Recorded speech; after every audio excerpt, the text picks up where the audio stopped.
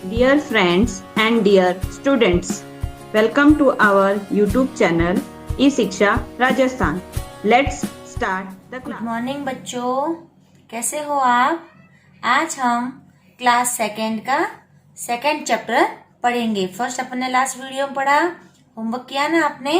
अब अपन आज second chapter पढ़ेंगे जिसका हेडिंग है भाई हो तो ऐसा। एक भाई दूसरे भाई की हमेशा क्या करता है, मदद करता है, उसका ध्यान रखता है। तो आज ये लेसन एक भाई के ऊपर है कि भाई हो तो ऐसा होना चाहिए। ठीक है, अब कैसा होना चाहिए, क्या है इस चैप्टर में, हम आगे पढ़ते हैं। अयोध्या में राजा दशरथ राज्य करते थे। आप जानते हो ना, आपने रामायण देखी है। रामायण में राजा दशरथ होते हैं, वो अयोध्या नगर के राजा होते हैं।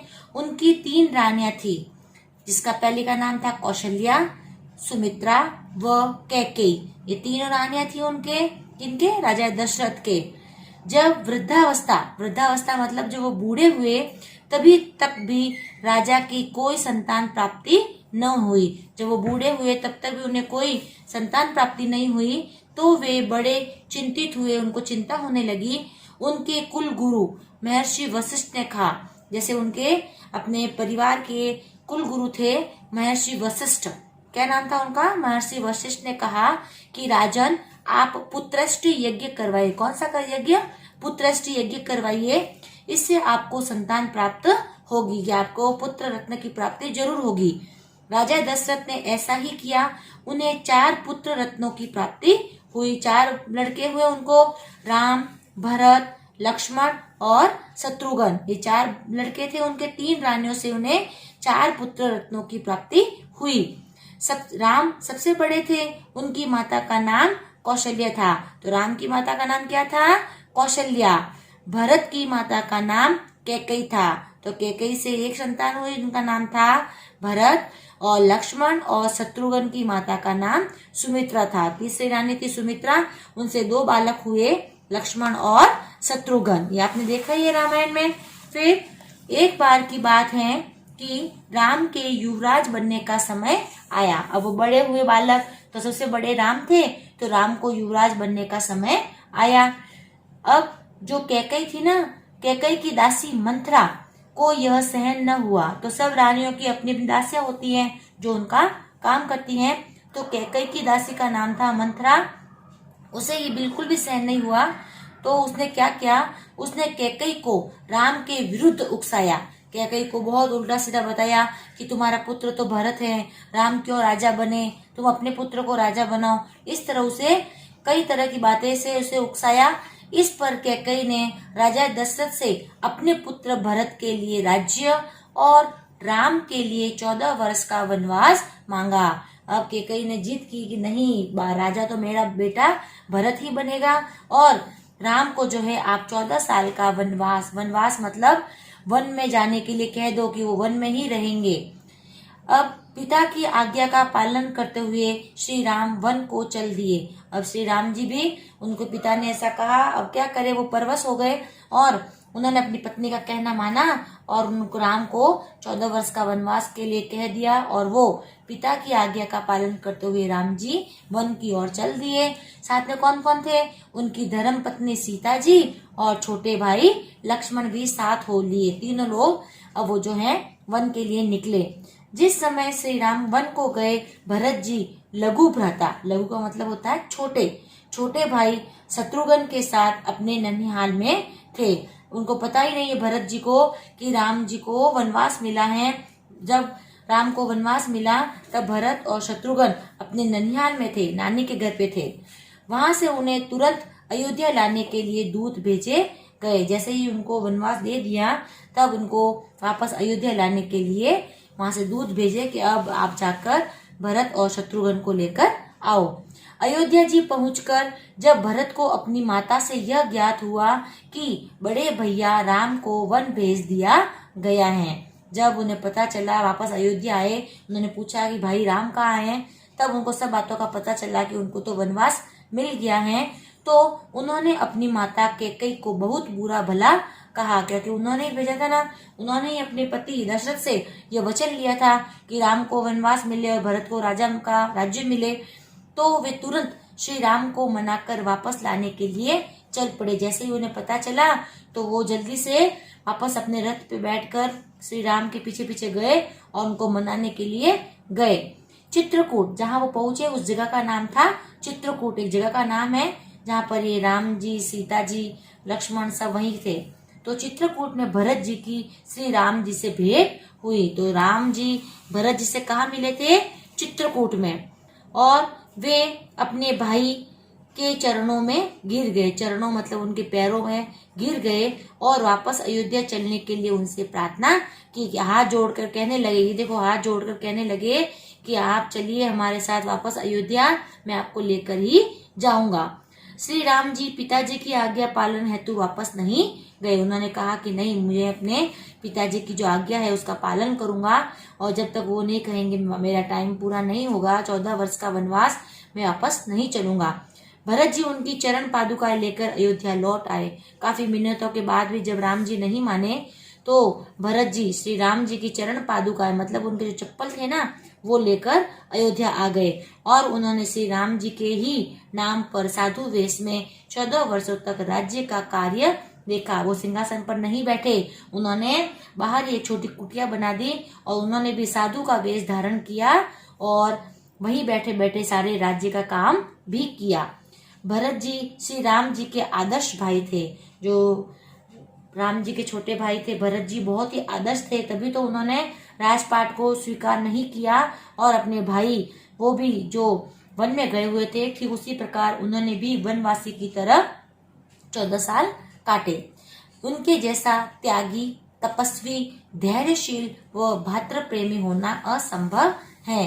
त्यागी यानी उन्होंने त्याग कर दिया राजपाट का। तपस्वी साधु बनकर वो तपस्या करके ही बाहर रहने लगे। धैर्यशील, उन्होंने धैर्य धारण किया कि जब तक 14 साल तक भाई नहीं आएगा वो भी राज्य में नहीं लौटेंगे। और भातृ प्रेमी यानी भाई का प्रेमी, भाई के प्यार के लिए उन्होंने भी उस राजपाट को छोड़ दिया। ऐसा भाई होना असंभव है, ऐसा भाई देखने में बहुत कम मिलते हैं। सभी को भरत जी के समान बनने का प्रयास करना चाहिए। क्या कहा कि हम सभी को जिस तरह भरत जी ने अपने भाई भातृत्व प्रेम के कारण उनके समान उनकी जगह को नहीं लिया, उनकी ही पूजा की, उन त्यागी तपस्वी बने, ठीक उसी प्रकार हमें भी भरत जी से इस तरह की जो है अपनाना चाहिए। तो इस तरह आज का आपका ये लेसन कंप्लीट हुआ। तो इस लेसन में जो रामायण की कथा है कि राजा दशरथ के 3 रानियां थी, फिर 4 उनके पुत्र हुए। चारों पुत्रों में राम सबसे बड़े थे।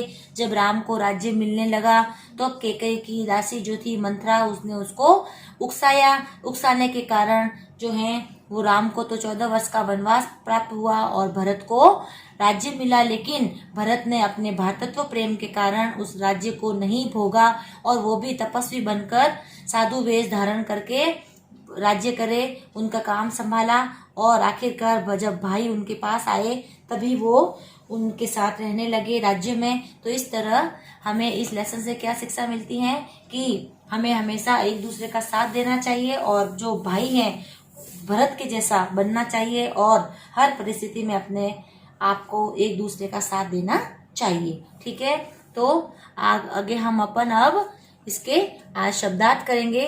शब्दार्थ करने पहले आपको जैसे वृद्धावस्था का मतलब होता है बुढ़ापा, चिंतित का मतलब होता है चिंता में, वनवास वन में निवास करना, लघु छोटा, भ्राता भाई, भेंट मिलना, चरणों पैरों, चरण पादुकाएं, खड़ाऊ, धैर्यशील, धीरज रखने वाला। तो पहले आपको शब्दार्थ करना है। ठीक है, अब इसके क्वेश्चन आंसर्स देखते हैं अपन। पहला है निम्नलिखित प्रश्नों के उत्तर दीजिए। पहला क्वेश्चन क्या है? राजा दशरथ कहाँ राज्य करते थे? अभी अपन ने पढ़ा ना लेसन में कि राजा दशरथ अयोध्या में राज्य करते थे। अयोध्या नगर नाम है उसका, वहां पर राज्य करते थे। दूसरा क्वेश्चन है राजा दशरथ क्यों चिंतित हुए? चिंता हुई थी ना उनको, क्यों चिंता हुई थी? कि राजा दशरथ को जब वृद्धावस्था तक भी कोई संतान प्राप्त नहीं हुई तो वे चिंतित हुए। जब वृद्धावस्था को प्राप्त होने लगे तब भी उन्हें कोई संतान प्राप्त नहीं हुई तो उन्हें चिंता होने लगी। तीसरा क्वेश्चन है, संतान प्राप्ति के लिए राजा दशरथ ने क्या किया? तो संतान प्राप्ति के लिए राजा दशरथ ने पुत्रष्टि यज्ञ करवाया। कौन सा यज्ञ करवाया? पुत्रष्टि यज्ञ। फिर चौथा क्वेश्चन है, राम को किस कारण वनवास हुआ? किस कारण हुआ आपको पता ही है ना, मैंने अभी आपको बताया था कि कैसे उनकी कैकेयी की दासी मंथरा ने उसको उकसाया, तब जाकर ये काम हुआ। तो इसका आंसर है, जब राम के युवराज बनने का समय आया तब कैकेयी ने भरत के लिए राज्य व राम के लिए वनवास मांगा। तो इस तरह उस जो है राम जी को वनवास प्राप्त हुआ। ठीक है, ये आपको पूरा क्वेश्चन और ये आंसर लिखना है। फिर फिफ्थ क्वेश्चन है, भरत जी श्री राम जी के पास से क्या लेकर लौटे? जब राम जी जब वनवास गए और भरत जी को पता चला तब वो उनके पीछे पीछे गए थे ना चित्रकूट में, तो वहां से वो क्या लेकर लौटे थे? तो इसका आंसर है, भरत जी श्री राम जी के पास से चरण पादुकाएं लेकर लौटे। चरण पादुका मतलब पैरों की चप्पल। ठीक है, तो ये आपके क्वेश्चन आंसर्स हो गए।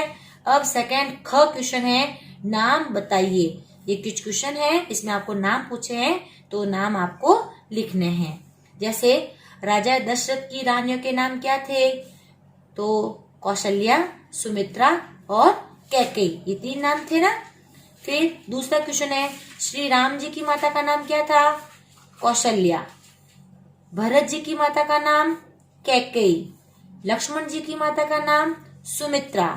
शत्रुघ्न जी की माता का नाम सुमित्रा। तो सुमित्रा से जो सुमित्रा रानी थी उसे 2 संतानें थी, लक्ष्मण और शत्रुघ्न। फिर राजा दशरथ के कुल गुरु का नाम क्या था जिन्होंने यज्ञ करवाया था? महर्षि वशिष्ठ।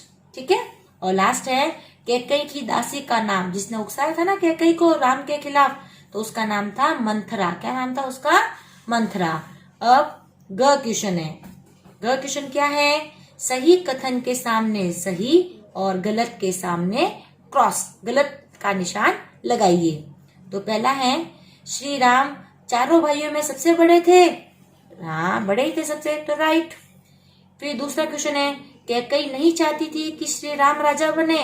बिल्कुल सही, वो नहीं चाहती थी क्योंकि उसे मंथरा ने भड़का दिया था। तीसरा क्वेश्चन है, मंथरा चाहती थी कि श्री राम अयोध्या के राजा बने। चाहती थी क्या? नहीं, तभी तो उसने कैकेयी को इसके खिलाफ भड़काया था। और आगे 4 नंबर है, मंथरा भरत को वनवास हेतु भेजना चाहती थी। मंथरा भेजना चाहती थी वनवास में, भरत को भेजना चाहती थी कि राम को? हाँ, राम को, तो भरत को नहीं। तो ये आपको क्या करना है? क्रॉस करना है। 5th है, मंथरा ने कैकेयी को राजा दशरथ से वरदान मांगने के लिए उकसाया। बिल्कुल सही, तो ये राइट है। फिर 6 है, कैकेयी ने श्री राम को वन जाने से बहुत रोका। बिल्कुल नहीं, उसने रोका ही नहीं, तो ये रॉन्ग है। फिर 7th लास्ट है, श्री राम ने पिता के आज्ञा का पालन किया। बोले हाँ, उन्होंने पिताजी ने कहा कि तुम्हें वन को जाना पड़ेगा, तो उन्होंने राम जी ने बिना कोई क्वेश्चन किए वो वन को चले गए। ठीक है, अब हमने ये क्वेश्चन आंसर तो कर दिए। अब है भाषा बोध। भाषा बोध का मतलब होता है कि जो भाषा होती है हिंदी भाषा, उसमें और कौन कौन से किस तरह से और क्वेश्चंस आते हैं, उनको भाषा को समझना है।